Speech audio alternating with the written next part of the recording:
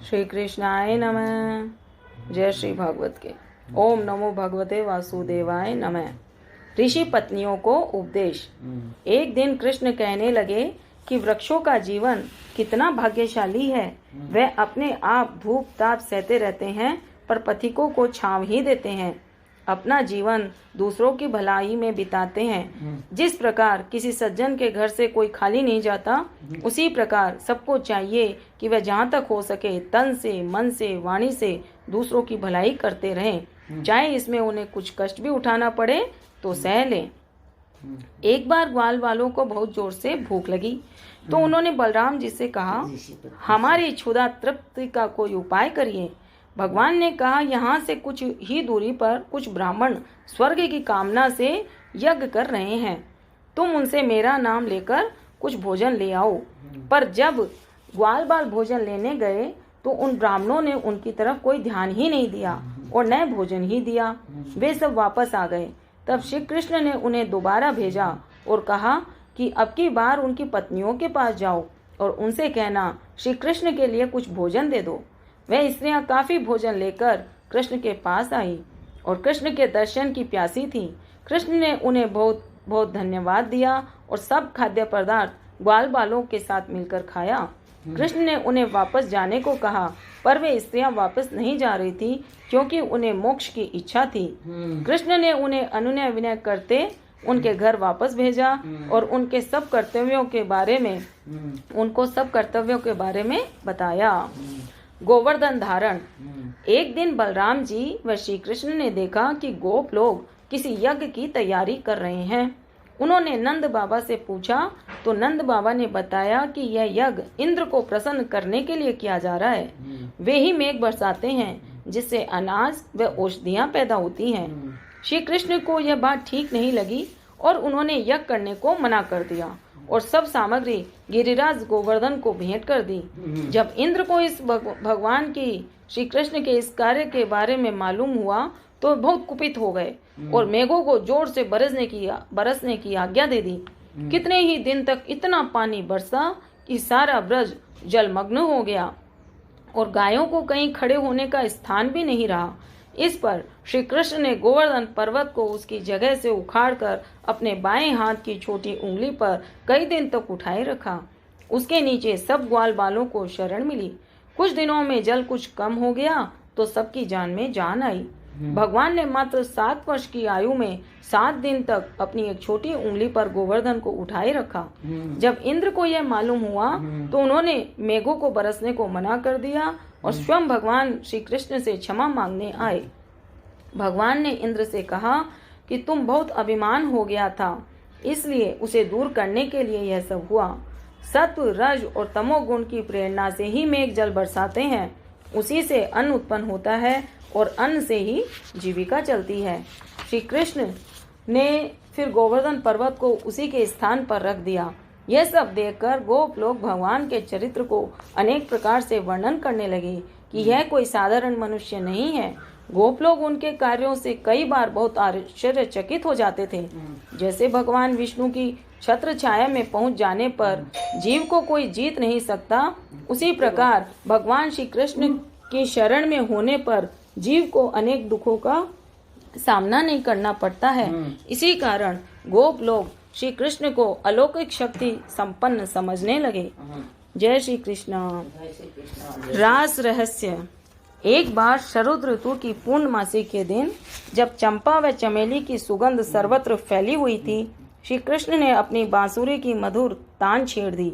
उस मधुर आवाज को सुनकर गोपियां जो भी काम कर रही थी सब छोड़कर श्री कृष्ण की शरण में आ गई।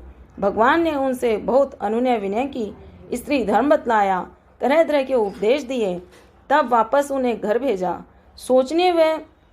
सोचने से वह ध्यान चिंतन से अपनी सब वृत्तियां भगवान से जुड़ जाती हैं और मनुष्य सब कुछ भूलकर भगवान में ही मन लगा देता है।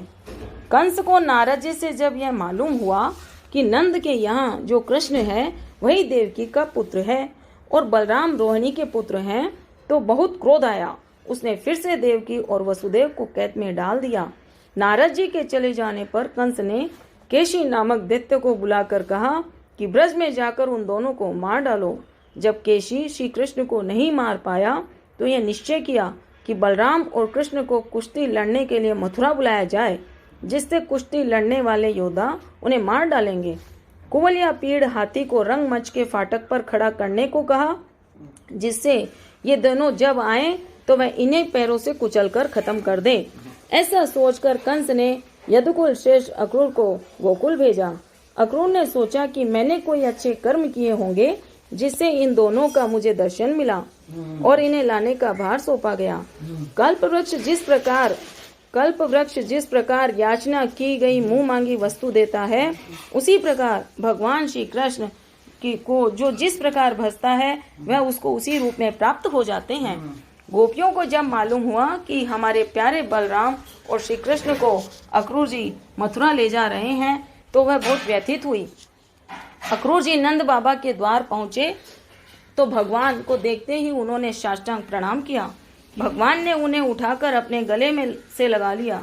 भगवान ने सब संबंधियों का कुशल मंगल पूछा। अक्रूर जी ने श्री कृष्ण को अपने आने का प्रयोजन बता दिया। सूर्योदय होते ही वह बलराम और श्री कृष्ण को रथ पर बैठाकर मथुरा की ओर चल पड़े। मथुरा पहुंचने पर उन्होंने मथुरा नगरी के चारों ओर बनी हुई दुर्गम खाई देखी और स्थान स्थान पर बने हुए सुंदर उद्यान देखे। रास्ते में उन्हें एक कुब्जा नाम की कुबड़ी औरत मिली जो कंस के लिए चंदन ले जा रही थी। उसने दोनों भाइयों के भी वही चंदन लगाया, जिससे दोनों बहुत खुश हुए और उसका कुबड़ ठीक करके उसे एक सुंदर स्त्री बना दिया। मथुरा के नागरिक व जन समुदाय उन दोनों भाइयों को देखकर बहुत खुश हुए।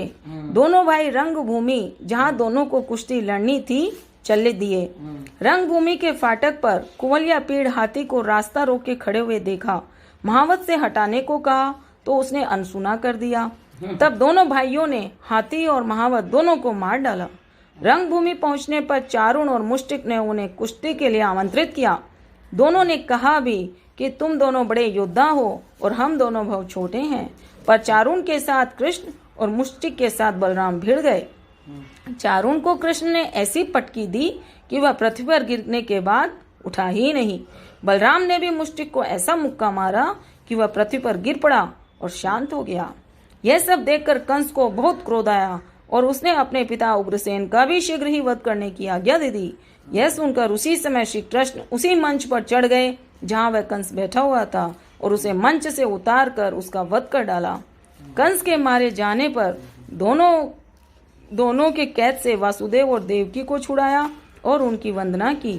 हम आपकी कोई सेवा नहीं कर पाए, आप हमें क्षमा करें।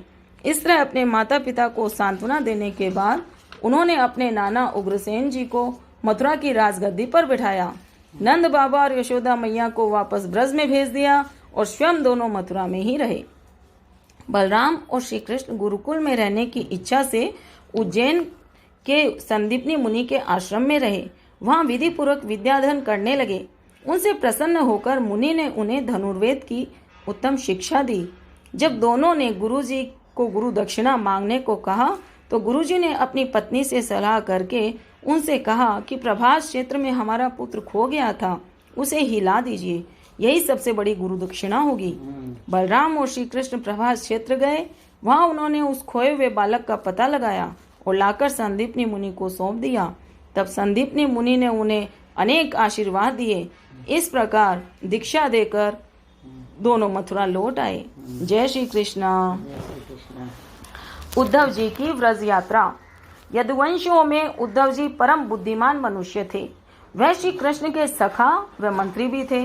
एक दिन श्री कृष्ण ने उद्धव जी से व्रज जाने को कहा और कहा कि वहां जाकर नंद बाबा, यशोदा मैया, गोपिकाओं से मिलकर उन्हें मेरा संदेश सुनाना और विरह वेदना से मुक्त कराना।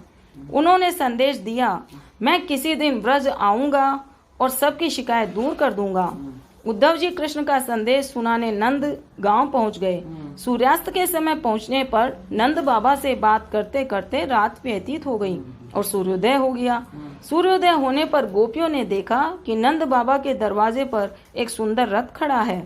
सो सब गोपियां आ गई और उद्धव जी को घेर कर तरह तरह के प्रश्न पूछने लगी।